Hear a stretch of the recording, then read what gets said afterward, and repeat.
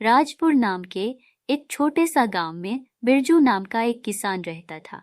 बिरजू के साथ उसके माता पिता और उसकी एक बहन भी रहती थी, जो शादी के काबिल हो गई थी। अगले दिन जब बिरजू अपने खेत में काम कर रहा था, तभी उसका मित्र वहां आता है और बोलता है, अरे बिरजू, मैं तुमसे मिलने तुम्हारे घर ही जा रहा था। अच्छा हुआ तुम मुझे यहीं मिल गए। क्या बात है रामू, तुम मुझसे मिलने मेरे घर क्यों आ रहे थे? अरे बिरजू, मैंने तुम्हारी बहन के लिए एक अच्छा सा लड़का देखा है। बिरजू रामू के बात सुनकर बहुत खुश होता है और रामू से बोलता है, अरे रामू, तुम एक काम करो, कल लड़के वालों के साथ लड़की देखने मेरे घर आ जाना। इतना बोलकर बिरजू वहां से अपने घर की ओर आने लगता है। घर आने के बाद अपने माता पिता और अपनी बहन से बोलता है कि कल मिनी को देखने लड़के वाले आ रहे हैं। अगले दिन जब लड़के वाले बिरजू के घर आते हैं, तो लड़के वालों को बिरजू की बहन बहुत पसंद आती है और शादी की तारीख भी पक्की कर देते हैं। अगली सुबह जब बिरजू अपनी फसल को देखने के लिए खेत जाता है, खेत आने के बाद बिरजू देखता है कि उसकी सारी फसल खराब हो जाती है। फसल खराब होता देख बिरजू बहुत परेशान हो जाता है। थोड़ी देर बाद बिरजू घर आता है और अपने माता पिता से सारी बात बोलता है। माँ, सारी फसल खराब हो गई माँ, मैं पूरा बर्बाद हो गया। अब मैं अपनी बहन मिनी की शादी कैसे करूंगा? मुझे कुछ समझ में नहीं आ रहा है। बिरजू की बात सुनकर बिरजू के घर वाले परेशान हो जाते हैं। थोड़ी देर बाद बिरजू की माँ बिरजू से बोलती है, बिरजू बेटा, तुम एक काम करो, तुम लाला के पास जाओ और कुछ पैसे उधार ले लो और फिर से फसल लगाओ। अपनी माँ की बात सुनकर बिरजू अपनी माँ से बोलता है, तुम ठीक कह रही हो माँ, मैं अभी जाकर लाला से कुछ पैसे उधार ले लेता हूँ। कुछ देर बाद बिरजू लाला के पास जाता है और बोलता है, लाला जी, मुझे कुछ पैसे उधार दे दो, मैं कुछ दिनों के बाद आपका पैसा शुद्ध समेत वापस कर दूंगा। मुझे तुम्हें पैसे देने में कोई आपत्ति नहीं है, मगर तुम तो जानते हो कि मेरा ब्याज बहुत भारी होता है। सोच लो, क्या तुम चुका पाओगे? लाला साहब, सारा गांव जानता है कि मैं मेहनती के साथ एक ईमानदार किसान भी हूं, मुझ पर थोड़ा तो भरोसा कीजिए। ठीक है बिरजू, मैं तुम्हारी बातों पर भरोसा करके तुम्हें ब्याज पर पैसा दे देता हूं, लेकिन तुम समय पर मेरा पैसा नहीं लौटाओगे तो मैं तुम्हारे खेतों पर कब्जा कर लूंगा, सोच लो। लाला जी की बातें सुनकर बिरजू एक गहरी सोच में डूब गया, क्योंकि उसके पास बीज खरीदने के लिए धन नहीं था।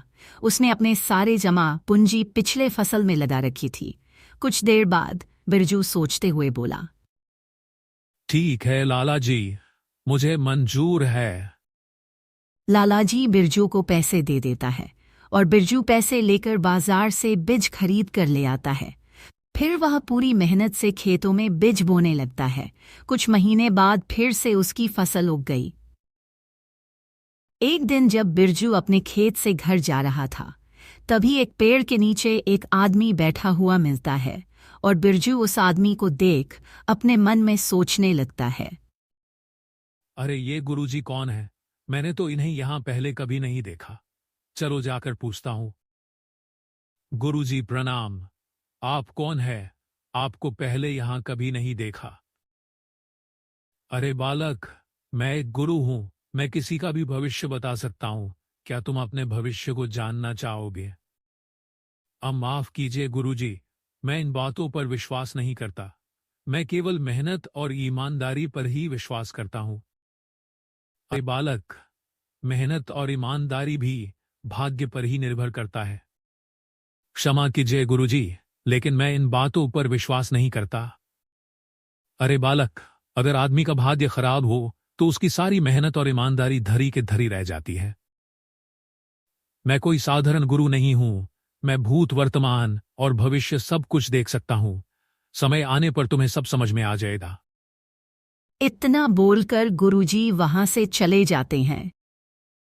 बिरजू जैसे ही घर आता है कि उसकी माँ रुक्मणी बिरजू से बोलती है, अच्छा हुआ बेटा, तुम घर आ गया। मुझे तुमसे कुछ जरूरी बातें करनी है। क्या हुआ माँ, इतनी परेशान क्यों हो? क्या बात है? अरे बिरजू बेटा, लड़के वालों का फोन आया था और वह दहेज के पैसे मांग रहे थे। मैंने जैसे तैसे करके कुछ दिनों का समय और मांग लिया है। अरे माँ, तुम परेशान मत हो। मेरी फसल इस बार बहुत अच्छी हुई है। बस कुछ दिनों की बात है। फसल कटाई करके उसे बेचकर अच्छी रकम ले लूंगा, जिसमें मैं अपनी बहन की शादी बहुत धूमधाम से करूंगा और अपना कर्ज भी चुका दूंगा। अगली सुबह बिरजू अपना खेत जाकर देखता है कि उसकी फसल में कीड़े लग जाने के कारण उसकी फसल फिर से खराब हो चुकी थी। फसल खराब देख बिरजू बहुत परेशान हो जाता है और घर आकर अपने माता पिता से बोलता है। माँ, मैं बर्बाद हो गया। मेरी फसल फिर से खराब हो गई। अब मैं अपनी बहन बिनी की शादी कैसे करूंगा? और लाला जी के पैसे भी देने हैं। मुझे कुछ समझ में नहीं आ रहा है। माँ, अब मैं क्या करूं? तभी बिरजू की माँ बिरजू से बोलती है। अरे बेटा बिरजू, तुम परेशान मत हो। सुना है अलीगढ़ के राजा सरदार सिंह बहुत ही दयालु और बहुत ही अच्छे इंसान हैं। तुम उनके पास चले जाओ, वह हमारी मदद जरूर करेंगे। अपनी माँ की बात सुनकर बिरजू अपनी माँ से बोलता है। तुम ठीक कहती हो माँ। मैं कल सुबह ही जाकर राजा साहब से मदद मांग लूंगा। शायद वह हमारे कुछ मदद जरूर करेंगे। अगली सुबह बिरजू राजा के पास पहुंचता है और अपने सारी परेशानियां राजा को बोलता है। राजा साहब, मुझे मेरी बहन की शादी करवानी है, इसलिए मैं आपके पास मदद मांगने आया हूं। आप मेरी कुछ मदद कीजिए। मेरे पास कुछ भी नहीं है। बिरजू की बात सुनकर राजा साहब बिरजू से बोलता है। देखो बिरजू, मैं जानता हूं कि तुम्हारी 2 बार फसल खराब हो चुकी है और तुम लाला से भी उधार लिए हो, जो तुम अभी तक चुकाए नहीं हो। इसलिए मैं तुम्हें कोई मदद नहीं कर सकता। बिरजू राजा साहब की बात सुनकर वापस अपने घर की ओर आने लगता है और वह अपनी सारी परेशानियां अपने भाग्य पर छोड़ देता है। कुछ दूर आने के बाद बिरजू को एक पेड़ के नीचे एक पोटली मिलती है। बिरजू पोटली को देखकर पोटली को खोलता है तो वह देखता है कि उसमें बहुत सारे हीरे रखे हैं और बिरजू हीरे को देखकर सोचने लगता है।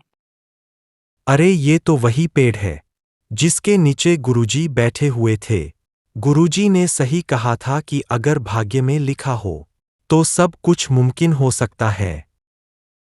अब मैं ये हीरो को बेचकर अपने सारे कष्टों को दूर कर लूंगा और अपनी बहन की शादी बहुत ही धूमधाम से करूंगा।